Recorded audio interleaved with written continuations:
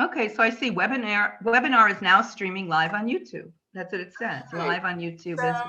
So it's coming up, setting up your webinar for YouTube Live. Okay. All right. Here we go. Now we are live now, but I'm going to yes, I'm going to go right to, there we go. Well, we're here. So welcome, Ronnie. I can't believe we're here. Hi. And now we're doing another YouTube Live, and everyone can, at the very end, ask any questions. But I just want to introduce my very dear friend, Ronnie Gale Dreyer. She is amazing. She has been doing Vedic astrology longer than I have. And she was one of the premier speakers at the conferences back in the day when I was a student. So, I mean, she is an authority. And I've got her book. She wrote the first book on Vedic astrology in the West by a woman. I'm so proud of you. And she had so much courage. She went to India way back in her studies and studied under Master Vedic astrologers. And you lived there for a while, right, Ronnie? I was in India many years ago, but I stayed there for close to a year and studied every single day. In fact, it's in the introduction to that book that you just showed, which is actually still in print. It really needs a nice bunch of erratas and corrections, which I'm trying to get the publisher to do. And it's also available on ebook now, so it like has a new life. It's quite amazing. Oh, it is. It was one of my favorites. And I know you can get it from Amazon. But I stayed in India for a while, and I would get up every morning and study with two teachers, actually. One teacher from the university there, and one teacher from the bazaar. And I kind of like had an intense, really intense course in Vedic astrology that has really lasted me, you know, a lifetime, really. I mean, there was no other, it was brilliant. It would be so almost impossible to do it the way I did it nowadays. And I know. The only thing about being old is that you had experiences when you were young. Well, there's a lot to it. I wouldn't say that the only thing, but yeah, but I'm so excited that you're going to be at the conference and you're speaking on one of my very favorite subjects. And I have to share with you, I did get so involved and want to know about eclipses because of you. Really, since when you first started doing those talks on eclipses, I thought, wow, this is so powerful. And this is the real deal. This is, you know, well, I remember, you know, I learned eclipses many years ago, but many astrologers were not really using them so much. I know. Especially with Vedic astrology. A lot of the Vedic astrology, when we do the eclipses, we're really kind of putting in just our own experiences with the eclipses when it comes into the houses and when it comes into the houses of the chart, when it hits a planet. And then, of course, in a mundane way, the way you use them brilliantly. But there's really not a lot about them in the Vedic texts. There is on a mundane level, you know, there is in the classic texts and the tablets and the omens, but individually, they really didn't use them. And so a lot of the things that like you have come up with, that I've come up with, that a lot of astrologers have come up with really has happened through experience and just seeing. And you know what I'll share with everybody is I can remember back, and I'm going back to like 2003, and I can remember because your birthday is November 8th, which is common knowledge, and my birthday is May 7th. So our suns are exactly opposite each other. So whenever there is an eclipse that occurs on one of those degrees, we are both experiencing it. Yes. You know, even when it. So I remember talking to you about that coming year, about both of us having, you know, these eclipses from 2003 to 2004. And that was a very important, you know, monumental year, I know, in your life and also in mine. Some things more tragic than others, but I can remember starting to talk to you about it. And I was really not full-fledged, constantly doing eclipse talks then, you know, and both of us have sort of, I think, moved together in eclipses. That's what's exciting, is like we're both really working with them a lot. And a lot of astrologers aren't. And I think that, you know, if you get those eclipses down, you know, boy, you can tell like the story of what's going on in the world, in your life. They are so powerful. Well, you used to always say, and this really triggered a lot in me and how I view eclipses today. You always said that something out of the dark comes out of an eclipse, something from your past or something that you didn't know about surfaces. And you were the one that taught me that. And I always think about that. And I always say, go back 18 and a half years ago, think about what happened before, what came up that was a surprise you didn't know about, surfaced from the past. And you really gave me that concept. I have to give it to you. I mean, really. And I have to tell you, I don't know where I got it from. I might have learned it from somebody else. It works. Yeah. And I just kind of always thought, wow, secrets, as you always say, secrets come out, things come out during eclipses. I always like, kid around with people and say, if your spouse is having an affair or your spouse is like spending money that you don't know about, just watch those eclipse periods. Those are the things that, will come to surface, or if you have even a health issue, the diagnosis will, maybe come to light, during those eclipses. Things it's like so that. Amazing. So Ronnie also, she does all these sensitive degrees every year. You have these great classes. Tell people about what you've been doing. I love those classes on the sensitive degrees for the year. So I started doing this about 10 years ago. I mean, it started kind of very small, and I thought, okay, I'm going to just do something at the beginning of the year. And I do it for my I do it actually Western and Vedic, because, those degrees are going to be sensitive in either system. And I just kind of give people charts in both systems. And I used to do it live. I used to do it like live in New York City. And then when webinars started, I would do two of them. And then I thought, this is crazy. So what I do now is I have the option. I do this with my classes anyway. I do them live in New York City. And at the same time, it's also a webinar, because you're putting on the screen really the same thing that you would do live and with the webinar. You just have to know to sort of connect with both audiences. So that just takes, you have to finesse that. But what I do now, and it's getting like larger and larger in terms of audience and in terms of handouts, I just show people, I do the ingresses, for when each planet goes into a sign, when each planet goes, the dates, when they go into a nakshatra. I do the eclipses, there's, usually 4 or 5 during the year. I mean, 2020, we happen to have 6 because they come in pairs, and this next one, is going to be December 26th and January 10th. So it sort of starts the new year. So I do all the eclipse degrees, all the lunation degrees, and I give people a lot of charts. And I really work with these charts the whole year, because when you do a reading for somebody, at least when I do, I like to see if there's anything, in their chart where there's going to be an eclipse degree or a full moon or new moon, or also a retrograde or direct station, because those planetary stations are really the bookends of the retrograde periods. Yes. So I work with that, and then I talk about if there are any really strong aspects, during the year. Like last year, I talked a lot about the Saturn Ketu, because if you use the true node, they combined 3 different times. Right. And now we're sort of moving into that final Saturn Ketu this month, right now. Yeah, right.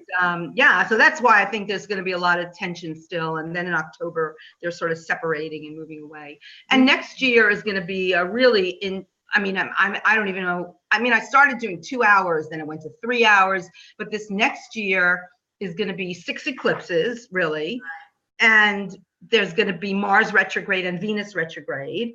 Because the other retrogrades, Mercury, Jupiter, Saturn, and if you do the outer planets, they retrograde every year. But Mars and Venus, they don't every year. And like in 2018, we had Mars and Venus both retrograding. Right. So we're going to have that, next year. So this is what I talk about, the sensitive degree thing. And, if you go to my website, which is ronniedreyer.com, and you sign on for my newsletter, everybody will get notification in advance when that particular workshop will be. It's usually in December.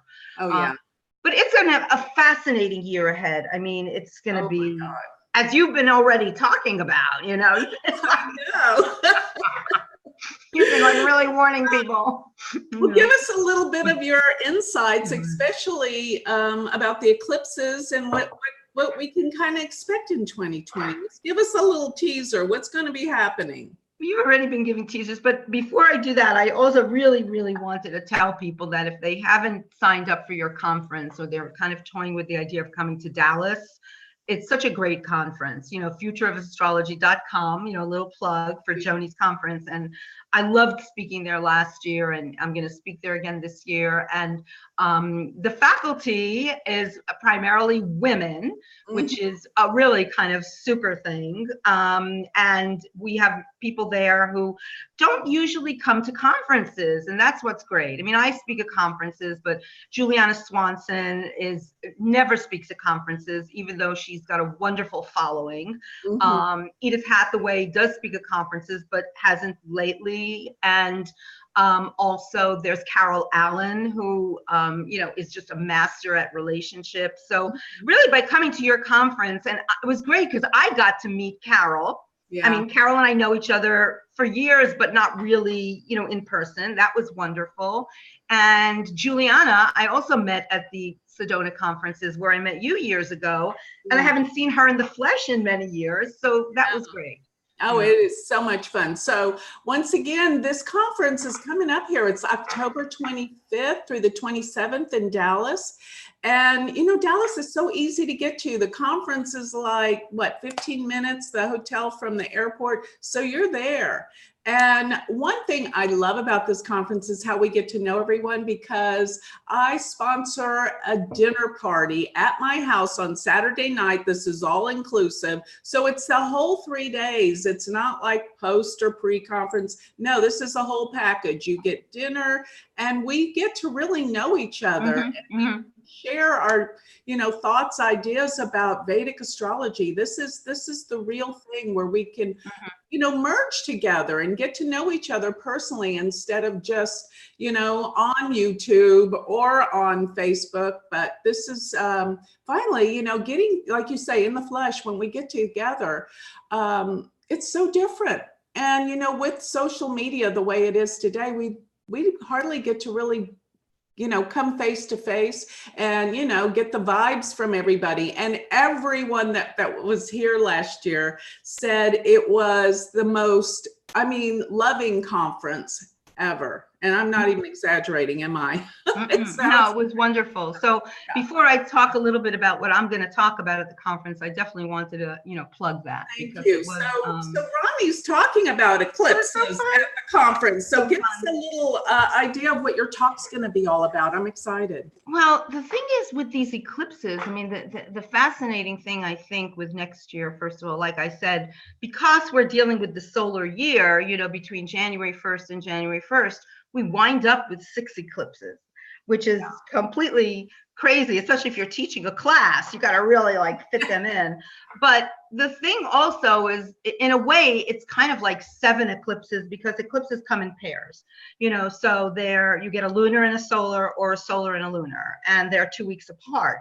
So the thing is that when you're looking, at the eclipses starting in, 2020, you can start with January 10th, but you really have to start with December 26th because it's a pair, so, to talk about one and not the other when they're, because the 2 weeks are really like eclipse season. I know some people extend that, but really those 2 weeks, between eclipses are very important. So in a sense, when you talk about 2020 in a lecture, it's sort of like you got to do 7 eclipses, which is very daunting.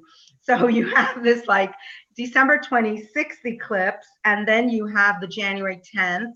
And then of course this summer you have 3 back to back. Now, sometimes you have that, we had it in 2018, also 3 eclipses during the summer. So that's why it becomes really, really daunting. And then you have June 5th and June 21st, which is the solstice. So that's going to be that one's going to be very important because that's a solar eclipse.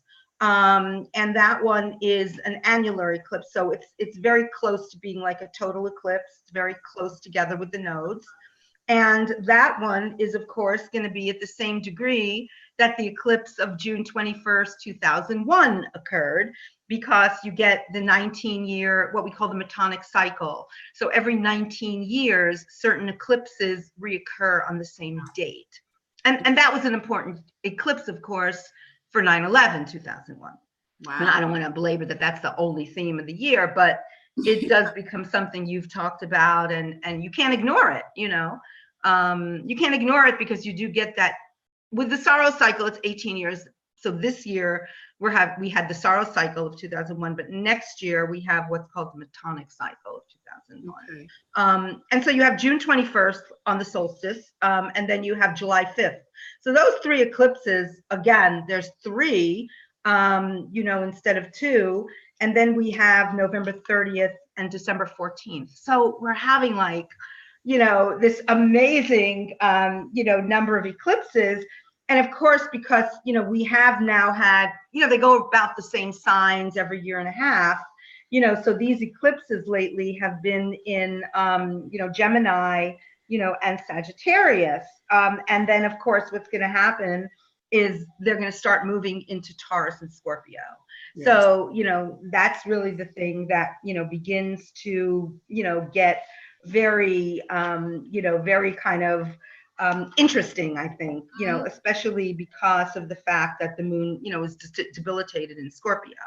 Mm-hmm. You know, so when you get those eclipses, you know, with the moon in Scorpio, you know, that's really what starts to, you know, starts to occur. So it's kind of like a really, you know, I think it's very, very, you know, it's kind of daunting. It's very interesting, you know, and at the same time, it's, you know, kind of a little, you know, scary sometimes, you know, to see all of that, you know, happening, you know, as at once, I think, when you're dealing with eclipses. So that's kind of really the important thing, you know, is that eclipses go into, you know, into Taurus and Scorpio after the, you know, the Gemini and Sagittarius eclipses. You know, and that's kind of like what you know, what you wind up, you know, getting, I think, as the year goes on. So those are the things that you kind of look at. And of course, the nodes follow the eclipses, you know, so, you know, we're really looking at, you know, the nodes all year, staying in Gemini and Sagittarius. And then they move, you know, next fall, next September, into Taurus and Scorpio. And of course, the interesting thing with the nodes, I think, when they go into Taurus and Scorpio, is that that's going to be around the same time that Mars is retrograde. And that's also going to be around the same time goes retrograde. And then at the same time, we're going to have the election. Right. You know, so, and even though, you know, I realize we're talking to an international audience and the world does not revolve around America. In fact, what happens in America does influence the world. I mean, you know, you can't really deny that. So I think that that's one of the things that becomes, you know, really interesting for next year, especially when you have those November and December eclipses, because they're going to be, you know, at a time in the fall, next fall, when there's going to be, you know, really a lot of, you know, I think a lot of crazy activity, you know, in there, because of the fact that, you know, Mars, you know, Mars will be retrograde, and Mars is retrograde, you know, like September 8th next year.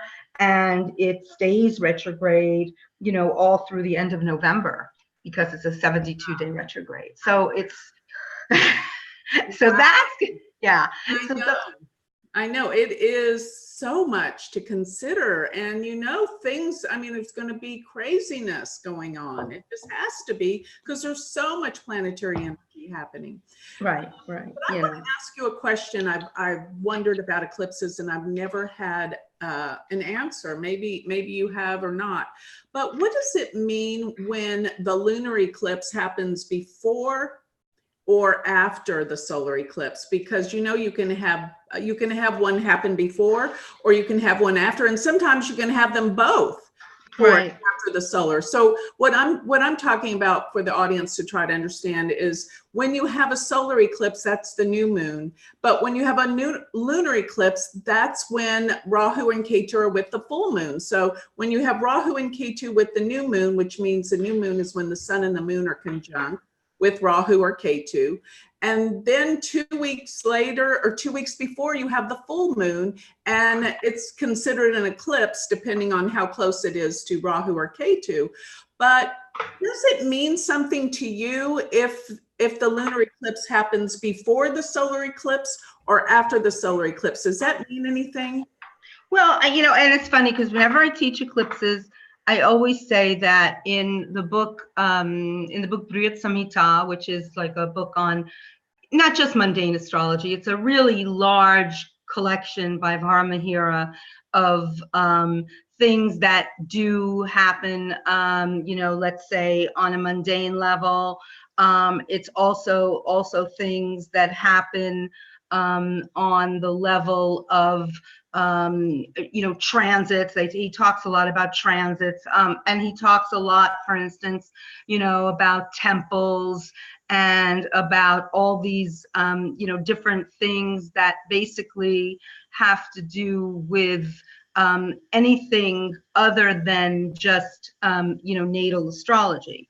And so the thing is that he also says in the chapter where he's talking about Rahu and Rahu's transits throughout different regions, he does say with eclipses that what he's trying to do, it's an interesting text because he's trying to tell people that there is a very definite astronomical reason that eclipses are formed, while at the same time, he's also saying that there's a lot of things that are, astrologically related that are not necessarily proven astronomically, which we know that there's, science, the basis of astrology is, scientific.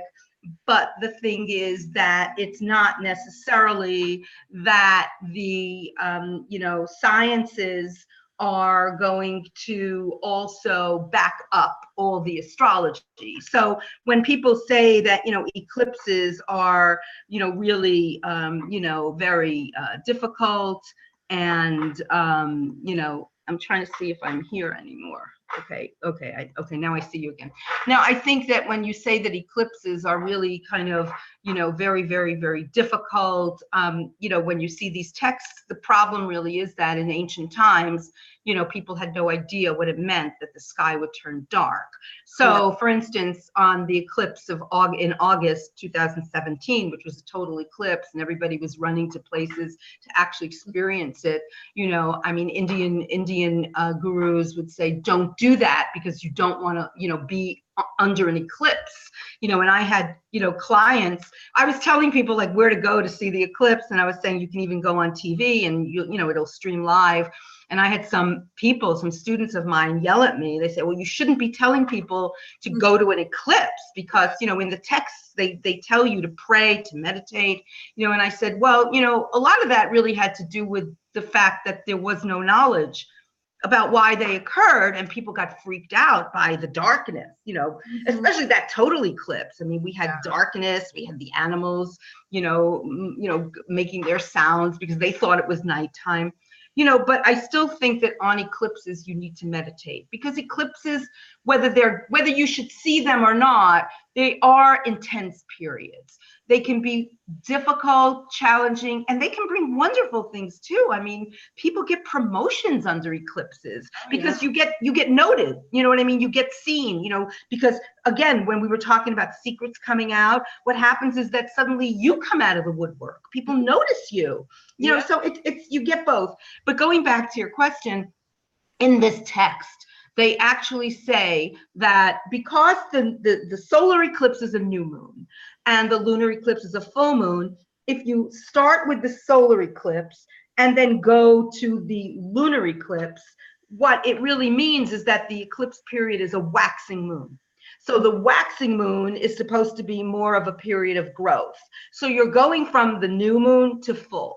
So they do say in those texts that in terms of the world situation, it's better when you have an eclipse period to begin with the solar eclipse, because then you're doing the waxing moon. That makes If sense. you begin with the lunar and go to the solar, you're starting on this full moon energy, but it's waning. You know what I mean? It's going down. And they do say that there's a lot of agricultural growth and fertility and all the positive things that you think about when you think of that waxing cycle. So they do say that. And then they really do say for the full to the new, you know, that there's going to be more, let's say, more destruction, less growth, more drought. I mean, so that's what they say.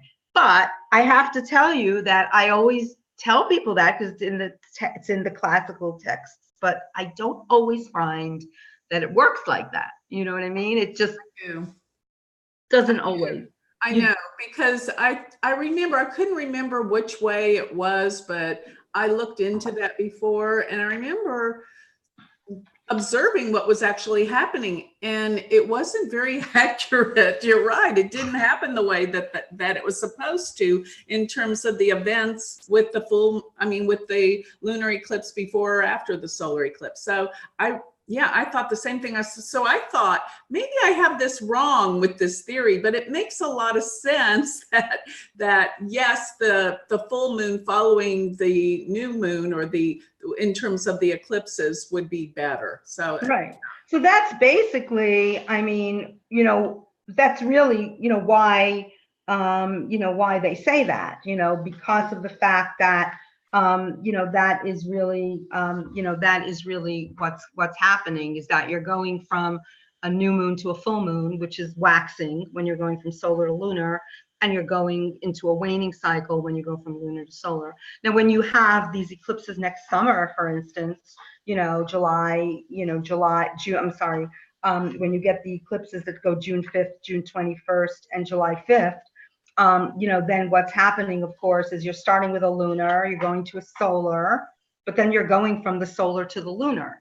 You know what I mean? So you're going from full moon to waning to the new moon, and then you're going into the waxing. So it's kind of like, it's like an interesting thing. And also, like I said, because that new moon next year does occur on the solstice, it's a kind of, I think, dynamic eclipse next summer when you have these, you know, 3 eclipses. right. You know, it's very strong. And then, you know, you have, you know, also some of these eclipses, they're not always going to be 100% visible, you know, everywhere. And that's the other thing that I'm going to talk about, you know, at your lecture, especially, you know, is the fact that these eclipses also have their areas where they can be you know, like seen 100%. And the interesting thing, and that only goes for those solar eclipses, but the solar eclipse, for instance, of December 26th, the one that's coming up, that eclipse, and because the conference is in October, I'm still, like I said, going to talk about this next December 26th eclipse because it's connected with the January 10th one. But the eclipse will be 100% visible actually through Saudi Arabia, which is kind of interesting, especially because just now, this last few days, you know, there were oil fields that were destroyed. And this might become something kind of important in the next couple months, you know, because, you know, especially, I mean, I don't want to get into politics particularly, but I mean, if the United States is saying Iran did it, and, you know, we're already setting the stage, you know, for tension. And then when you really see that the eclipse can be 100% visible in that area, it becomes a little bit interesting to sort of observe, you know.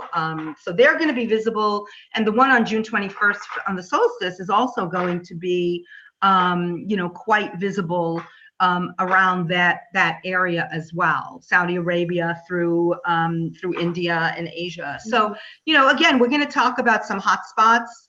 And I haven't even done half of the research that I need to do for the talk, but I can already see, you know, wow. I know you're going to be busy because I know you're gonna research it to the extreme degree. But you've been doing a lot of this eclipse stuff already for 2020. I mean, what do you think is going to like be sort of going on with that? I mean, I think it's very interesting that the eclipses will shift into Taurus Scorpio right before the elections, pretty much. I think that's going to add, you know, more intensity, hostility, and, you know, the typical stuff that these presidential elections bring about. But I think it's going to be worse, if we can even imagine that, because it was pretty bad last time. I know. So, yeah, so that's one thing I'm seeing. And just there's that eclipse that's coming up December 26th. I mean, how many times do you have Jupiter involved with an eclipse? That's not that common. But the last time we did, it was, well, I don't know that was the very last time, but one of the times was September 11th, you know, 2001, because Jupiter was in Gemini. Now it's going to be in Sagittarius. So it's influencing these eclipses by being with Rahu and Ketu. Well, that's interesting. That's the interesting also, you know, that you brought that up. Listen to that omen, Ronnie, that I just heard a siren. Oh, I know, because I'm not on a mic. You're going to hear it outside. I know, but I think, you know, there's a reason for that, what we're talking about, right? But it is interesting because Jupiter is conjoining the sun on December 26th. It's true. So that you really are getting, I think, a really fascinating sort of thing. And Jupiter, though, also, you know, is going into the sign of Sagittarius, and which it's going to go into in early November. But it's quite fascinating also because, you know, when you have a planet like Jupiter going into its own sign, you know, sometimes it's not as wonderful as people think. I know. Because you know that because Sagittarius can be very fundamentalist, you know, first of all. So it can be like, you know, more fundamentalism throughout the world. And that's exactly what happened in 2001, you know? Exactly.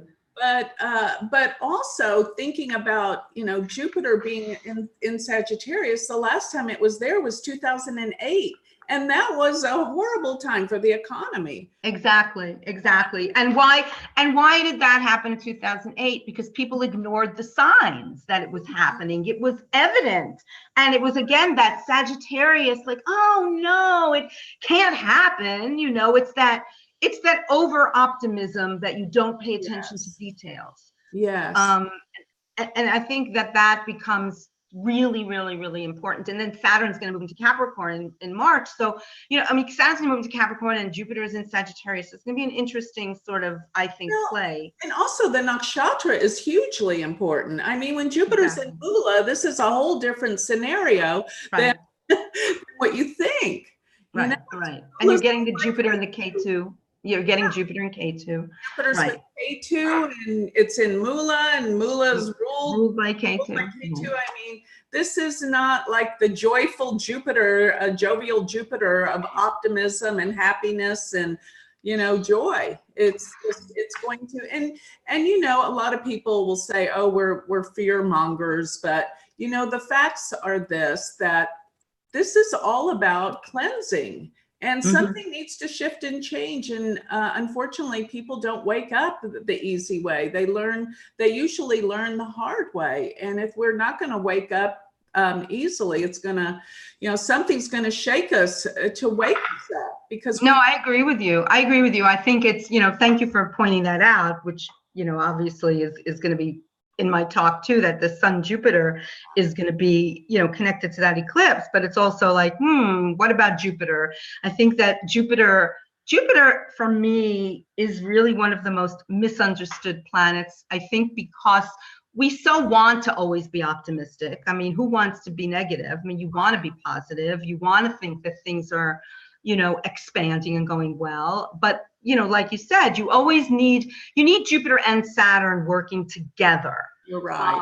And I think that's important. And what's happening now is that Jupiter and Saturn are not really working together. So they're, you know, each of them are ignoring the other. And then when you get to the conjunction, you know, next year, that'll be a little bit different. But what really happens is that, like you said, when you go back to 2008 and the economic crash, the signs were all there. They were there to see. Anybody could have seen that this was happening, and everybody just chose to ignore it, because who wants to have to deal with that, you know? So it's really that, I think, definitely that over optimism, you know. And the other thing that I like when I do eclipses, in fact, even though you have these, you know, you have the eclipses 2 weeks apart, of course, but then what you also have are kind of like twin eclipses in a way, where you have an eclipse and it's, you know, kind of, because sometimes you get a solar and then 6 months later you get the lunar, and they're at similar degrees. So what you're really going to have, you know, especially with this January 10th eclipse, is the January 10th eclipse is going to be, you know, at a very, very similar degree to where the July 13th, 2018 eclipse was. So in a sense, if that was, you know, somewhere in your chart, if it was conjoining something in your chart, then what it really means is that it's also going to be at a similar degree on January 10th. And so, you know, you really have to look around, you know, like, you know, all those degrees around 25, 26 Gemini, Sagittarius. But also July 2nd, this past summer, we had a very, a total solar eclipse. And next July 5th, we're also going to have, you know, a lunar eclipse, but it's also going to be on a very similar degree to the July 2nd eclipse. You know, this past summer. So really, you kind of, when you look at what's going on in your life and the areas of your chart, you know, like especially looking at Gemini Sagittarius in your chart, even if it's not hitting a planet, you know, in your chart, it's in those houses, you know. And that's where I say, you know, it's not good or bad, but wherever the eclipses are going to be where the most changes are going to occur. Right, exactly. If it's in your 10th house, you're going to, something about your career or job is going to change. But then, you know, the opposition house, of course, is the 4th house. So chances are a job could promote a move, you know, those kind of things, they work tandemly together throughout the year. But wherever they are, definitely, I say the biggest changes in your life is due to occur. Yeah, for sure. These are powerful eclipses. Oh, definitely. And another technique that I think really works is when you take those sensitive degrees of the eclipses and you watch where transiting planets cross over them later. Exactly. Or do you think it's even before? But one way or another, that's when the events kind of are triggered. That was actually what triggered September 11th, I think, in 2001, because the degree of the eclipse, Mars opposed it exactly on that day. Right. So what do you think about that? What is your experience with that? That is something I also always work with. At first, I always did it with the nodes, because in order to have an eclipse, Rahu and Ketu have to be within a certain, you know, orb of the full moon or the new moon. So the node is always going to come to that eclipse degree, sometimes prior to the eclipse, sometimes after. When you have like a total eclipse or an annular eclipse, where to begin with, the nodes are very close to the sun and moon, that can happen within 2 months. It can happen in a very short period of time. And sometimes people make the mistake of thinking that everything is going to happen around the day of the eclipse, but it happens when the node hits that degree, or a planet. But you will always have the node hitting the degree, because that's why you have an eclipse. The nodes are always going to be there. And if the node occurs prior to the eclipse, I definitely feel like the energy of the eclipse begins then. You know, it really begins when the node hits it, even prior. But then also, for instance, this year on January 6th, you know, we had an eclipse, and that eclipse, you know, was at 21 degrees of Sagittarius. And so basically we have had Ketu actually right now is on that eclipse degree. It's been happening the last couple weeks. Everything depends, of course, if you use true nodes or mean nodes, or, you know, what your orb is. But it's really been around that degree. And I think it also was unfortunately stimulating a lot of those shootings that we were having as well. But also that meant that Saturn was also on that degree 3 times this year. Mm-hmm. So we had that January 6th eclipse, 2019, a solar eclipse, and Saturn was on that degree in February, again in August when it retrogrades, and it's going to once again be on that degree towards the end of October. So we're not finished with the eclipse of January 6th. If you have something in your chart, for instance, close to 21, Sagittarius or Gemini, you're still getting the Saturn transit. You know what I mean? So it makes the transit of Saturn, I think, more intense because you also have the eclipse and the node there as well. Exactly. So, I mean, this is heavy, Saturn with the nodes. Jupiter now is going to be tied up with the nodes and the eclipses. So there is so much that it's about to come in and happen. It's just astounding. And, all of us are using all of our tools and techniques and understanding from our learning and from the past cycles to better understand what the future cycles are going to bring us through eclipses. Eclipses, I say this repeatedly, they're the most powerful tool for prediction we have. I agree with you 100%. To tell you the truth, I use like eclipse degrees, and I use also those planetary stations because I think that those degrees are just so intense. And to me, that's why I have that whole list that I give my class and that I basically just look at whenever I do readings, because it's just really so very important when you get those degrees, and also when you get degrees that repeat themselves. So when you get planetary stations and they're going to be around the same as a lunation, a full new moon, or on an eclipse degree, that degree in the sky, even if it's not hitting anything in your chart, in the world it's going to do that. So I mean, I'm giving so for your conference, I'm giving a 2-hour talk, which of course, one can talk all day. But aren't you talking a little bit also about the eclipses for next year? Well, I will be, because I'm going to be giving my 2020 predictions. And that's going to be a lot of fun. So that's going to be right before, that's going to be Friday night where I'm going to be doing my 2020 predictions. And of course, that's all about the eclipses to me. So I'm going to be talking about the eclipses in reference to what's going to be happening according to our predictions, because man, there's going to be a big change this year. Yeah. So, I agree. You're really putting yourself out there with predictions. I know. I haven't done that yet, but I mean, maybe by October I'll just I'll say this about you, Ronnie. You and I do astrology similar, alike. I know. I always notice that the way you do your readings, the way you do everything.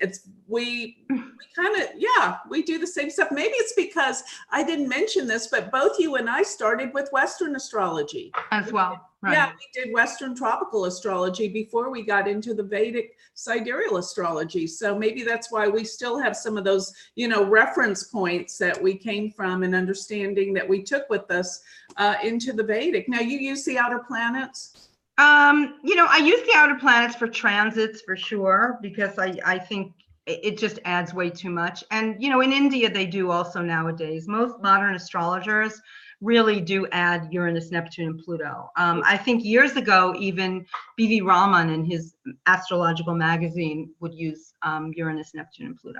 Yeah. I don't use it in the natal chart when I'm looking at the Vedic chart, though. I put it in for the handouts because I know there are people who like seeing it, so I do it.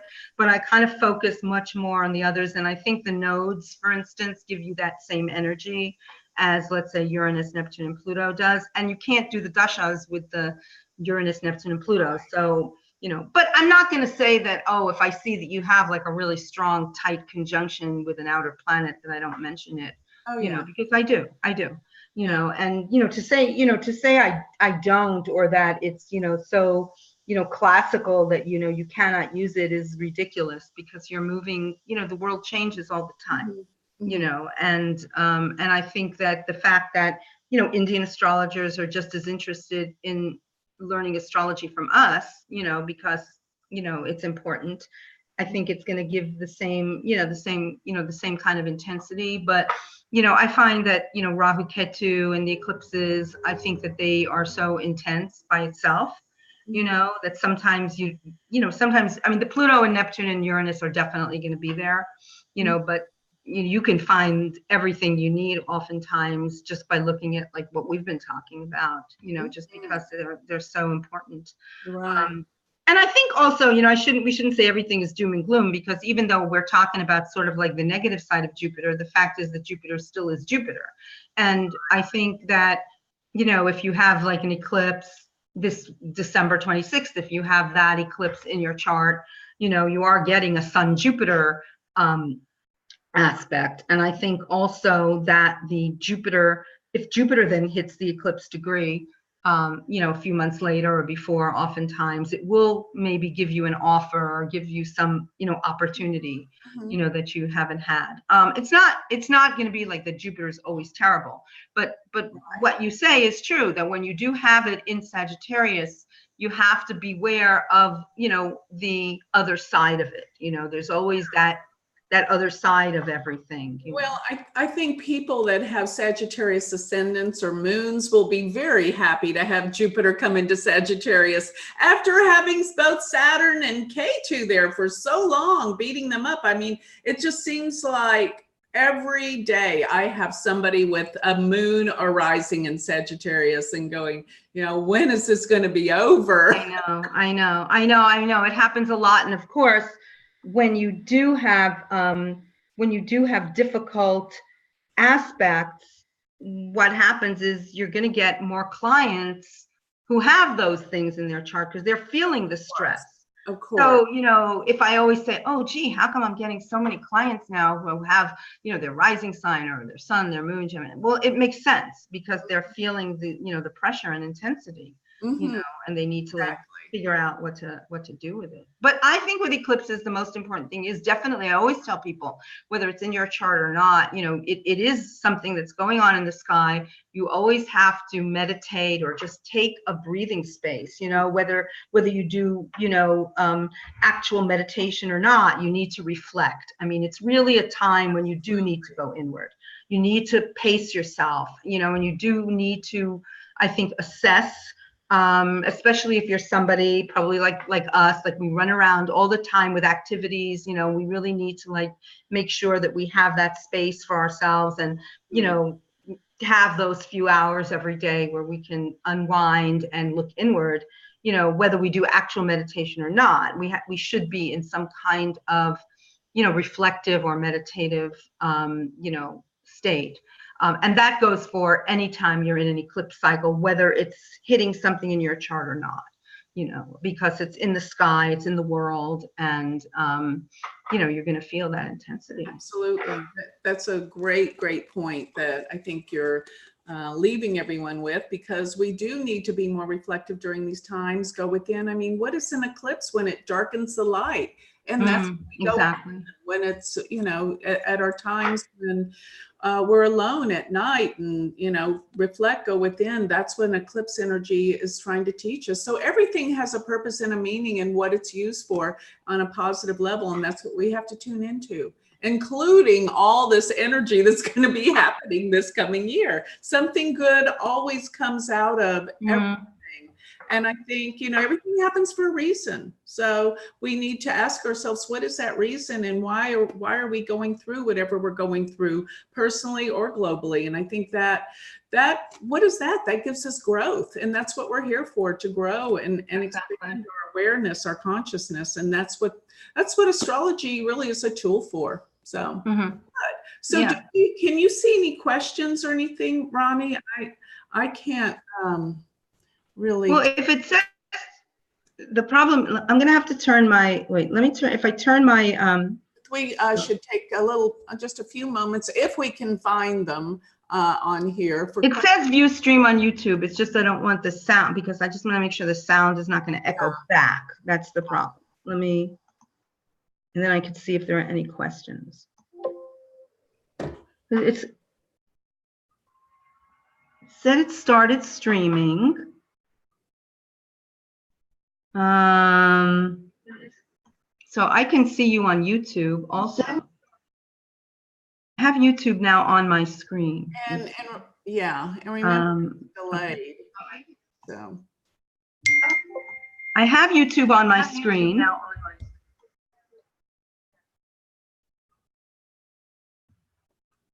I'm trying to think if there are, see if there are any questions. It's delay, I know. I know it. That's why. Let's see.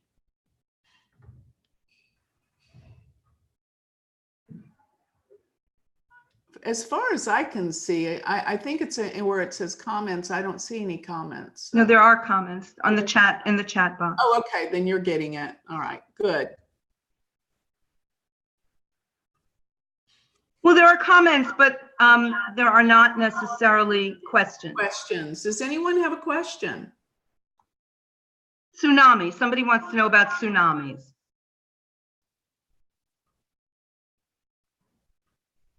Tsunamis and about Rahu going into Ardra.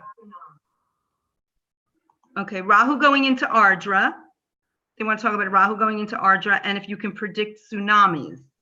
And otherwise, there's a lot of just hi and thank you for the talk. I mean, there are people who are commenting, but not questions. But the one question is about Rahu going into Ardra. Which is soon. Isn't that about what, about the 25th? Yeah. So it depends on what node you're using. I think if you use, mean, it might have gone into it already. But yeah, it's going to be in Ardra for sure for a while. And of course, it's ruled by Ardra, you know. I mean, Ardra is ruled by Rahu. Right. So tsunamis, you know, I don't know if there's, I mean, I don't know. I don't really predict tsunamis, but I mean, I predict, you know, but I mean, there are going to be a lot of changes. I mean, you've already looked at some of those earth changes, haven't you? Yeah. In the next year? Yeah. What have you been seeing? Well, you know, another thing, this is off the subject, but I went back to all the different times that Pluto conjoined Saturn or squared it or opposed it, you know, a hard aspect between Pluto and Saturn, which is actually every 9 years. And, but, you know, Pluto and Saturn conjoined about every 33 years. So I found that that was a time when there was more earth changes and earthquakes and disruptions such as that. When Saturn, Pluto are in hard aspect, but that's off the subject. So, but it made me think about it when they're asking about tsunamis. Yeah, I think when I'm looking at, I mean, Rahu is going into Ardra, I think around the, I think it's around the 25th, as you say. But, you know, I think it also depends. It's kind of like really around that degree now, you know, depending if you use true or mean. Which do you use, true or mean? You know what? I use both. I do. I used to just use the true node, and then I started seeing things happening with the mean node. So I don't, what do you use? I use true. And I think that's also because I think I started with Western astrology and I basically always used true. Not that, I mean, people use mean too, but most people, when I was studying Western astrology, were using, you know, the true node. And I think with the true node, you know, what is going on is that it's moving a little bit differently because it kind of it will go retrograde, you know, back and forth. So so that's kind of like the difference. Also because of the but it's not an average like the don't you think it's significant that the nodes kind of Rahu and Ketu kind of stand still for 3 months around eclipses? Yes. Using the true node, that is. Yes. And all of a sudden they move really fast. Right. And that's why some people look at them. I want to explain just for a second what it is. A mean node is where you take how much it moves within a year and a half, and it basically moves 1.5 degrees per month. But with the true node, it's where it really is. And with that, it can stand still for 3 months around the eclipses and then shoot, you know, the shoot backwards really fast. But yeah, but I always looked at the true node too. And then I started seeing some things happening with the mean node. So yeah, I mean, you know, I also will show people in that eclipse lecture about exactly what you're saying, that how the nodes kind of hang around during Right. eclipses, like about a month before, Right. you'll start seeing that node is going to be like around the same degree, and then it moves, quicker. With the mean node, it's sort of like doing the same because it's an average. It's not doing that, sort of retrograde direct motion. So that's kind of like where, where the differences are, in terms of, what what exactly you're using. And if you're using, of course, using the true or mean, but, with the true nodes, basically it is going into Ardra, in the next, let's say 10 days. And with the mean node, it's already gone into Ardra, so that's the difference. So you can really say, even though it's very specifically by degree moving into Ardra in, maybe around the 25th, it's so close to it now, so it's so cuspy, so that is definitely what's going on. And it will, of course, be there, for some time. And so I think that what will happen is that, we're going to find, again, these nodes are going to just be quite more intense. Right. But, they're in their own sign. Ardra is ruled by Rahu. Yeah. So, well, I think it's almost time for us to wrap it up, because what I said we'd go for, I didn't know we'd go for an hour, but we did, because it was very interesting and fun talking about all this. But we got to wrap it up. So, so once again, Ronnie, your website, your name, RonnieDreyer.com. RonnieDreyer.com. So go check out all of her stuff. She's an amazing astrologer, and I'm so excited to see you in Dallas. We're going to have a blast. And remember, everyone, the conference that we're talking about is futureofastrology.com. And the conference is here in Dallas, Texas, and it's October 25th through the 27th. So check it out. We'd love to meet you and, talk about all this in greater detail. So anything else you want to add, Ronnie, before we close? No, if you go to my website, you can sign on for my newsletter, which I send out once a month, and in between also. And Joni also, I know, has a newsletter in the university. And it's just a really fun, I really loved going to Dallas last year. So I'm really happy to, I've never been, it was the first time I've been in Texas, which is in all these years. I know. I took her to the state fair. That was hilarious. Right. We went to the state fair, which was fun. But like you say, the flying is so easy, because there are also 2 airports, and they're both fairly close, to the hotel. I actually flew it last year. I flew into one and out of the other, but so it was kind of really easy. And the flights they're really not expensive, actually. Yeah. I don't think so. Compared to other places. It's a great deal. So, gosh, I think we're going to be cut off in a second here. So we are going to close, but thank you everyone for listening. And I hope you learned something new. That's what it's all about. Thank you for joining us. Bye. Thanks everybody for attending.